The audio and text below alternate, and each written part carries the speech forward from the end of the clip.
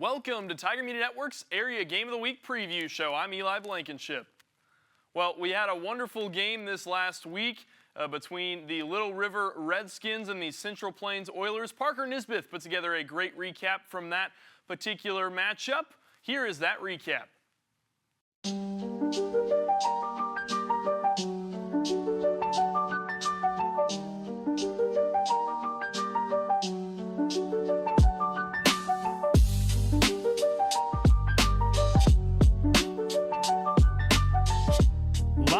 From Claflin, Kansas, it's Tiger Media Network's Area Game of the Week.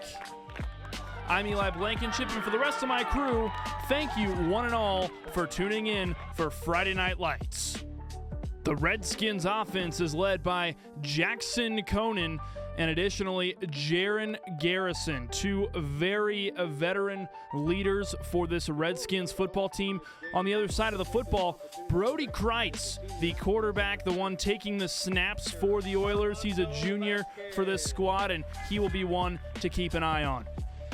Like I said, folks, we've got a good one. Don't go anywhere. Tiger Media Network's Area Game of the Week next.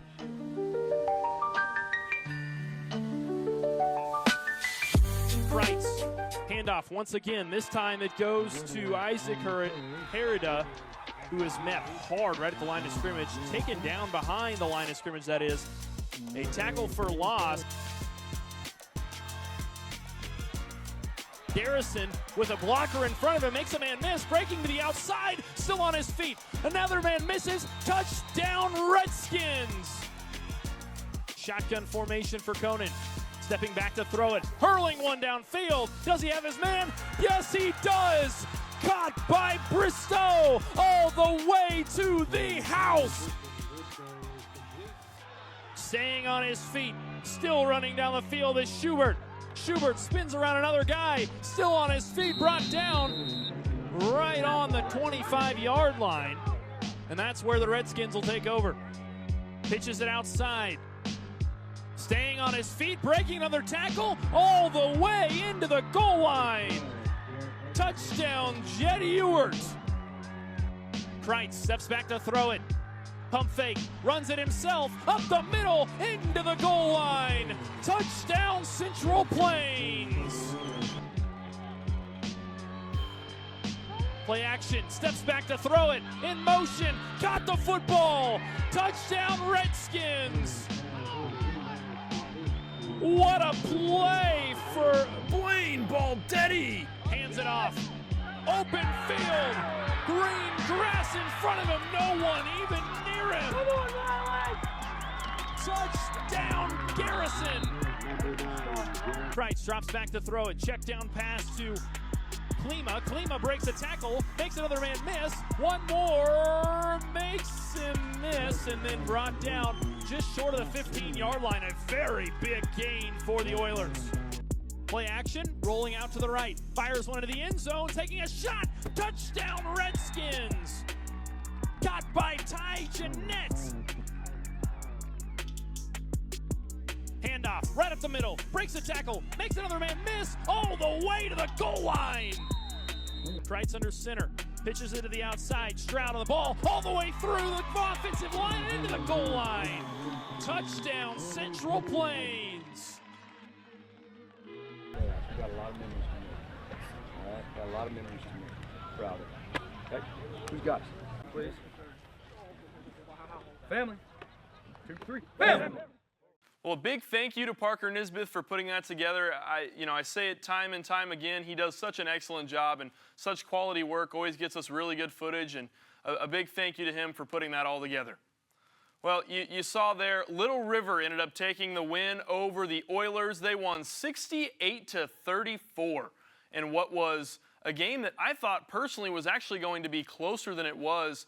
The Redskins truly showed up and really made a statement victory over Central Plains. Central Plains was led by Kreitz, and along with Klima and Stroud, those were kind of their main sources of offense.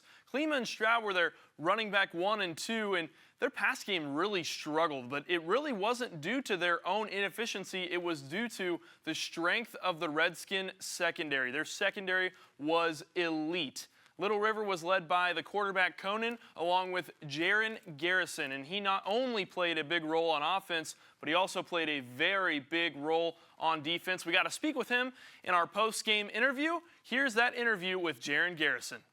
On field with Jaron Garrison after their win against Central Plains. Jaron, obviously a very dominant win for you guys as a team. You really had things going from the get-go, especially you as a player. What was working for you tonight? I just try to fuel myself and be as best I can every play for my teammates, and that's really what fuels me, is getting it going for the guys, and that means the world to me. You guys knew that Central Plains was going to be a tough matchup coming into this one. They were a district opponent and means a lot for the playoffs. What were the feels, the pregame feels like for you guys as a team, and what was the message for you guys' team as a whole? You know, they took us out last season, so it meant a lot. This game really meant a lot to our team, and to come here and beat them at their place really mean the world. Well, you've got one more game left here in the regular season next week, and then, of course, postseason right around the corner. You guys, I'm sure, have very big hopes for the postseason. You got one more game left to go in the regular season. What's the mindset going into the postseason, especially after a big win like this? We like to take it one game at a time. We never want to look over an opponent and do what's right this next game and just get better as we go into the playoffs. Jaron, thank you for your time. Is there anything else you'd like to add? Go Redskins. Thanks, Jaron. Well, a big thank you to Jaron Garrison for speaking with us after the game. It's always good to get to speak with those guys and kind of see their perspective of the game, as they're always the ones that are on the field seeing the game in a different perspective that I don't get to see up in the booth. Moving on to the Kansas High School sports section of our show, Keisha Covered came out with their Kansas High School sports football rankings for this week. And starting with Class 6A, my alma mater, Mays High School, defeated Valley Center this week. They moved to 7-0 and sit at number 1 in Class 6A. Wichita Northwest sits at number 2. They are at 6-1. Junction City sits at number 3 at 5-2. Olathe West sits at number 4. They're 6-1. Derby sits at number 5. They went from not ranked to ranked again this week. They were a pretty convincing victory over Mays South this week. Moving on to Class 5A, St. Thomas Aquinas continues to dominate Class 5A. They sit at 6-1. They defeated Blue Valley Northwest 35-7 this week. Sitting at number 2 is Great Bend. They are 7-0. They defeated Hayes High, a big upset victory for them in Class 5A. That one we'll kind of touch on here in just a moment. St. James Academy sits at number 3. They're 6-1. They defeated Cape and Mount Carmel in another upset this week in Class 5A and 4A. Cape and Mount Carmel is the number 1 team in 4A. They lost to St. James 38-35, a very close one there. Sitting at number 4 is Hayes High. They moved to 5-2. They've dropped down from number 3 to number 4. They lost to Great Bend 43-19. I mentioned that being a very big upset, and that one is such a big rivalry game. Every single year, everyone looks to that game in Western Kansas in the bigger school side of things, and that one was a pretty convincing victory on behalf of Great Bend. Mill Valley sits at number 5. They were number 5 last week. They defeated Olathe Northwest 63-28. Moving to Class 4A, nothing changed from last week. Cape and Mount Carmel lost to St. James Academy 35-38. They sit at 6-1. Eudora defeated Tonganoxie 21-17. They sit at 6-1 and stay at number 2. Bishop Miege is 2-5 on the season. They sit at number 3 on Class 4A. Wamego sits at number 4. They're 5-2, and then Mulvane caps off the rankings for 4A at number 5. Class 3A, Andale sits at number 1. They are 7-0. Hayden sits at number 2. They're 7-0. Number 3 is Holcomb. They are 7-0. They defeated Hugoton this last week, 20-14. And then number 4 is Rock Creek. They're 7-0. And then number 5 is Santa Fe Trail. They went from not ranked to ranked this week at number 5. Moving to Class 2A, Southeast of Saline starts our rankings out at number 1. They're 7-0. Nemaha Central sits at number 2. They are 7-0 as well. They defeated Royal Valley this week 48-27. Hoisington sits at number 3. They moved from number 4 to number 3 this week. They sit at 6-0. Sabetha moves up to number 4. They were previously number 5. They sit at 6-0. Number 5 is Osage City. They were previously number 3. They lost to Silver Lake in what was an upset win for Silver Lake. They lost 28-21. We move to Class 1A. Nothing changed from last week, so those rankings kind of falling into place. Jackson Heights sits at number 1 at 7-0. St. Mary's Colgan sits at number 2. They're also 7-0. Sterling sits at number 3. They're 7-0. Rossville sits at number 4. They are 6-1. And then Smith Center, who defeated Oakley this week 59-14, sits at 7-0 at number 5 in 1A. Moving on to 8-man Division I. South Central starts our rankings out at number 1. They sit at 6-0. Number 2 is Trigo. They sit at 7-0. They were previously number 3. They moved up to number 2 this week. They defeated La Crosse 48-0 in what would really kind of almost solidify their winning of their district. And then Linden sits at number 3. They moved up from number 4. They are now 6-0 on the season. And then number 4 is El Saline. They were previously number 5, moved up to 6-1 this week. And then number 5 is Lincoln. They went from not ranked to ranked this week at number 5. They're 7-0. They defeated Sylvan Lucas this last week in a pretty convincing victory themselves, 62-36. So another kind of upset there, so to speak. I really expected that one to be a lot closer than it was. Lincoln really showing why they deserve to be in those rankings. Moving to 8-man Division II, Hanover, the game of the week. They defeated Axtell 26-18, snapping Axtell's 58-game winning streak in what was a big upset. Axtell lost 26-18, and Hanover moved from number 3 to number 1. Axtell moved to number 2. Victoria moved to number 2. They're 7-0, and then Axtell, of course, moved down to number 3. They dropped from number 1. They are 6-1. They lost to Hanover, obviously. Hodgman County sits at number 4. They're 7-0, and then Hutchinson Central Christian sits at number 5. They didn't move around at all this week. They remain at 7-0. 6-man, everything pretty much stayed the same. Nothing changed from last week. Weston sits at number 1. They're 6-1. Cunningham sits at number 2. They are 6-1. South Barber sits at number 3. They are 6-1. Ingalls sits at number 4. They're also 6-1. And then Teskett sits at number 5 at 7-0. Moving on to the cross-country section of our show. This is a rather lengthy section this week as there's a lot of cross-country action coming up right around the corner. This weekend, Parker Nisbeth and I are going to travel to Ellis to go and cover the Ellis Regional, where Class 1A and 2A will be competing in their regionals, and that will be a very fun one. Keep an eye out on the Tiger Media Network YouTube channel for updates on that and for our cross-country special for the area. We're going to start off with 1A for girls. Ellis senior Avery Boydston is the defending 1A state champion. She ran 19:32.33 at the 2024 state meet and won the individual title by more than a minute. She was second in Class 2A as a sophomore, and then Madison Howland of Smith Center. In 2022, as a freshman, Avery was 4th in 2A. She hasn't lost a meet this year entering regionals. She recently committed to the Division I Central Arkansas, so that's pretty awesome for her. Congratulations to her for that commitment. Freshman Taryn Boydston of Ellis is putting up an impressive times as well this season. She's rivaling her sister Avery. She has the second fastest time in 1A this season behind Avery.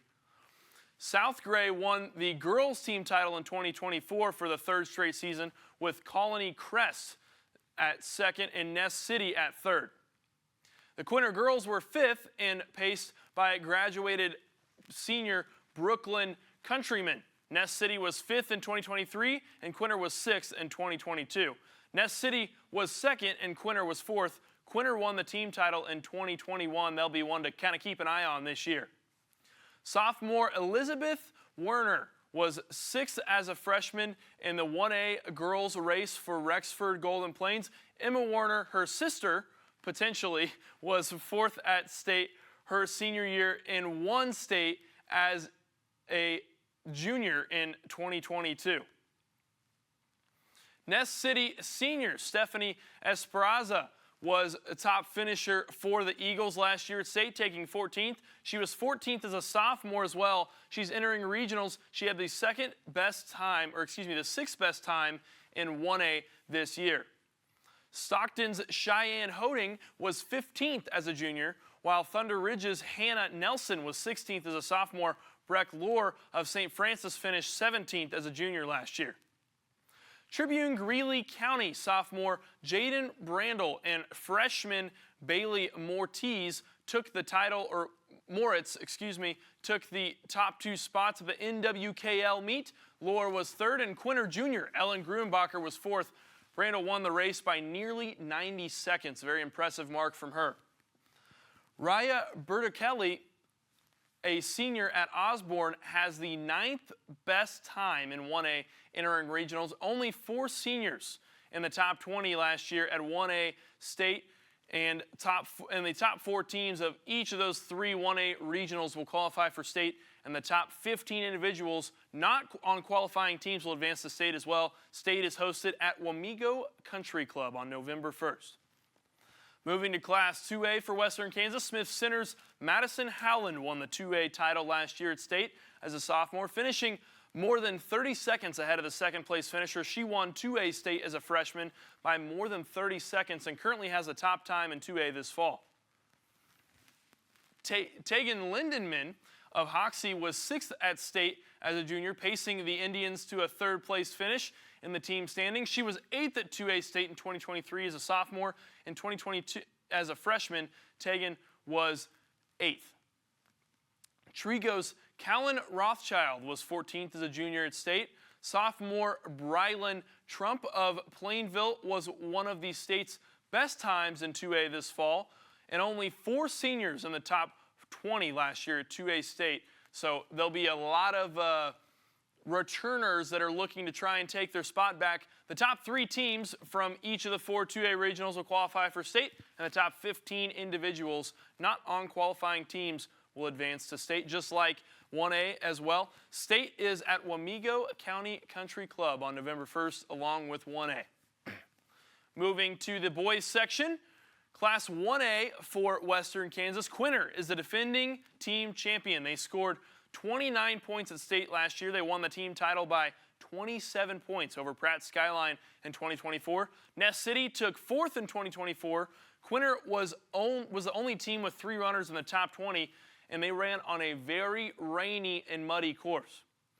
Quinter has won 3 team titles in a row now, 2024, 2023, and 2022 under head coach Ed Mintz. We got to speak with him a couple weeks ago. It was excellent to get to chat with him. The Bulldogs also won state in Class 2 through 1A, and Ness City in 1996 was 2nd to Quinter in 2023. Quinter is looking to become only the 2nd boys team in state history in Classes 1A or 2A to win at least 4 straight team titles. Only Grainfield Wheatland won 4 or more consecutive team titles in those 2 classes. 2A in 1980, 1A in 1981, 2A in 1982, 1A in 1983, 1A in 1984, 1A in 1985, 1A in 1986, and 2 through 1A in 1987. They had quite the legacy there. Shockers won 8 in a row between the 2 classifications, and Grainfield Wheatland is now combined with Grinnell, obviously, to become the Thunderhawks, and is also a Gove County school. Overland Park St. Thomas Aquinas won 8 in a row in Class 5A from 2014 to 2021. Buhler won 4 state titles in Class 4A from 2018 to 2021. Bishop Carroll in Wichita won 5 in a row from 2009 to 2013. In Class 5A, Shawnee Mission Northwest won 14 in a row from 1994 to 2007 in Class 6A. Baldwin won 8 in a row in Class 4A from 1998 to 2005. Hill City won 5 Class 3A titles in a row from 1977 to 1981, and Hayes won 4 in a row in Class 4A from 1970 to 1973.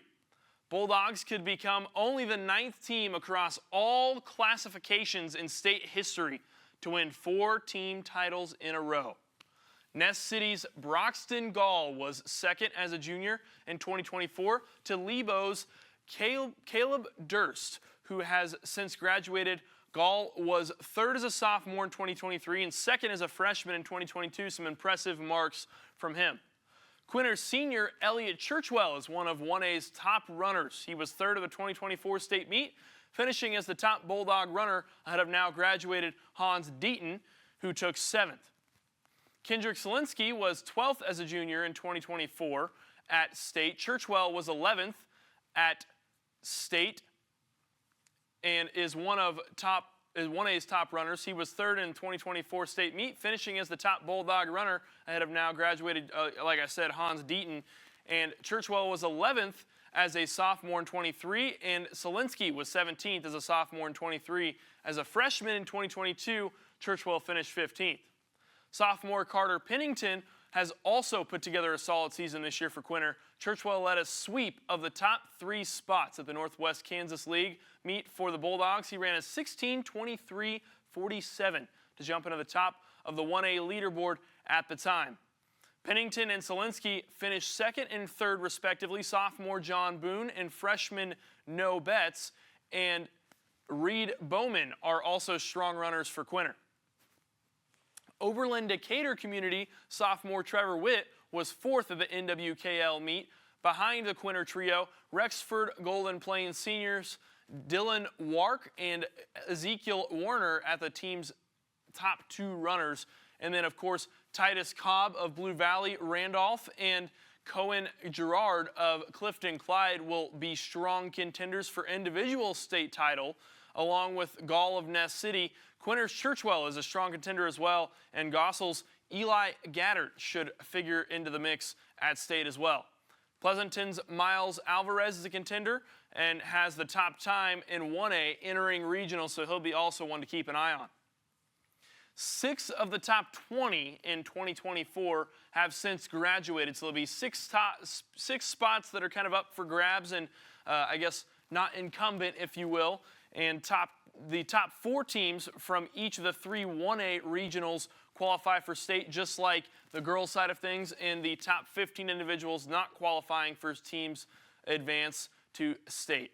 State is held at Wamego Country Club on November 1st.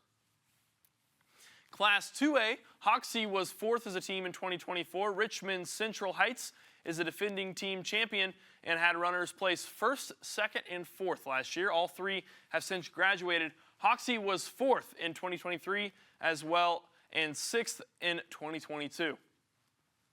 Hoxie's Michael Hafner was 9th as a junior in 2024. Indians' Aaron Keith was 12th as a senior last year, and as a sophomore in 2023, Hafner was 14th. Smith center Gavin Hackert was one of the top 10 times in 2A this fall. 8 of the top 20 were seniors last year, so there are a lot of spots up for grabs this season.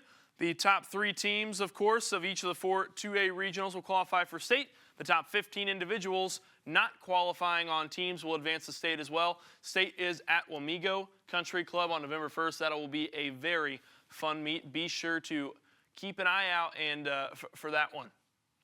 We have a couple volleyball hits. Quinter Volleyball is getting ready to take on regionals. Well, I guess they have taken on regionals, I guess I should say, against La Crosse and Stockton. We got to chat with a couple players along with head coach Katie Blackwill. So here are those interviews for the Quinter Volleyball team. Eli Blankinship courtside after the regional championship matchup against Quinter with La Crosse head coach Kayla Josefiak. Kayla, number one, thank you for joining me. Obviously, you guys didn't have the outcome you guys were hoping for going into a regional championship. What's the message to the girls heading into Substate? There were a lot of high expectations this season coming in, more from a mental mindset. We definitely didn't perform as well as I would have liked to, but Quinter's a really good team. They hit the ball really well, and I told my girls, I almost kind of hope we see them on Saturday because I want to get a chance to play them again. I've got really good senior leadership. I've got girls that work incredibly hard. If you see my T-shirt, that has been the word for the season. I took this job over totally a God thing, and as I prayed about it this fall, the word believe just kept coming through, and some of these girls have never been to a sub-state. So the fact that we are able to compete on Saturday, we got a lot of work to do this week, but I totally believe that these girls can play their game and win some more matches. You talk about believe being your go-to word, that being kind of the culture you've built this team around. Talk about building the culture for this team. What has it been like, and what have you tried to do with this team? Yeah, so it's been really fun. I have an amazing group of girls, and like I said, this was not on my bingo card to coach volleyball in 2025. I ran a club for a few years, and I thought I'd never go back to high school ball. But, building the culture, it started in grade school. Our littles are all playing rec ball this fall. Our junior high team is excelling, and just the idea of believe is I want these girls to leave the volleyball court someday and go be really good members of society, good moms, good workers, good people that make an impact after they get off the volleyball court. For sure. Well, Coach, I really appreciate your time. Is there anything else you'd like to add?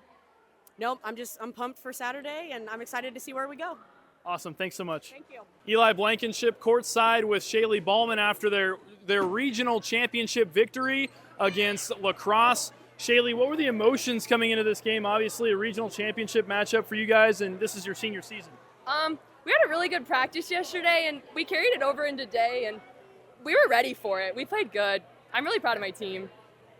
So you talk about being proud of your team. What is the culture like with your team, and how close-knit is this group of girls? Our saying is family, and honestly, that's valid. That's what we are as a family, and we always keep each other accountable, and we're always there for one another. So I'd call it close-knit.